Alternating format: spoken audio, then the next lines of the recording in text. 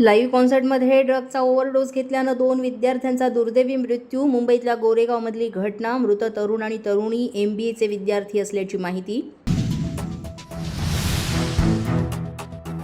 गोरेगाव नेस्को सेंटरमधील पार्टीमध्ये ड्रग्ज पुरवणाऱ्याला कल्याणमधून अटक. आरोपी आनंद पटेलच्या मुसक्या पोलिसांनी आवळल्या. आतापर्यंत 6 जणांना केली अटक. भोंदू अशोक खरातला पुन्हा 5 दिवसांची पोलीस कोठडी. 4थ्या गुन्ह्यामध्येही 18 एप्रिलपर्यंत खरातची रवानगी. पुन्हा कोठडीत. अशोक खरात प्रकरणामध्ये ईडीच्या हाती मोठं घबाड लागलं. 10 कोटींच्या मालमत्तेच्या कागदपत्रांच्या आधारे ओळख पटली. बँकेतील 2,50,00,000ची रक्कम त्यामुळे गोठवली. तसंच मर्सिडीज जप्त करून CAच्या पुण्यातील घरातून तब्बल 42 लाखांची रोकड जप्त.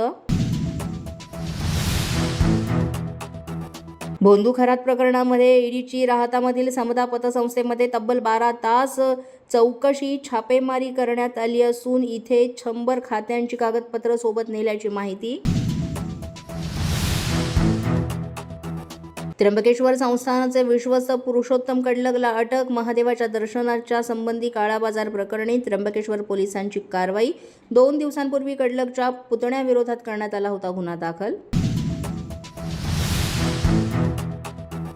किल्ले रायगडावर प्री वेडिंग शूट केल्याचा व्हिडिओ व्हायरल. शिवप्रेमींकडून संताप व्यक्त. प्री वेडिंग करणाऱ्यांवर कारवाई करण्याची करण्यात आली मागणी. सांस्कृतिक कार्यक्रमामध्ये जहाल नक्षलवादी हिडमाचं उदात्तीकरण. समाज कल्याण विभागाच्या पुण्यातील वसतिगृहातील प्रकार. हिडमाचं उदात्तीकरण करण्यात येत असलेलं गाणं विद्यार्थ्यांकडून सादर.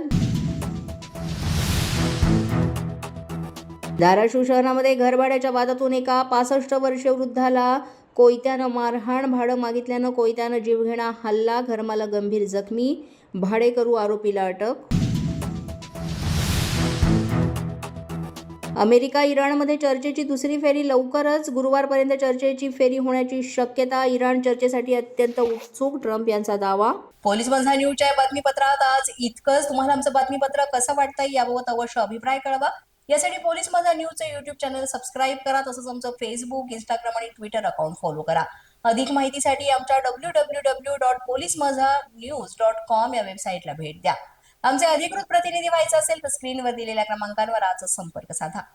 आजच्या बातमीपत्रात इतकंच. पुन्हा भेटूया पुढील बातमीपत्रात. तोपर्यंत पाहत रहा पोलीस माझा न्यूज.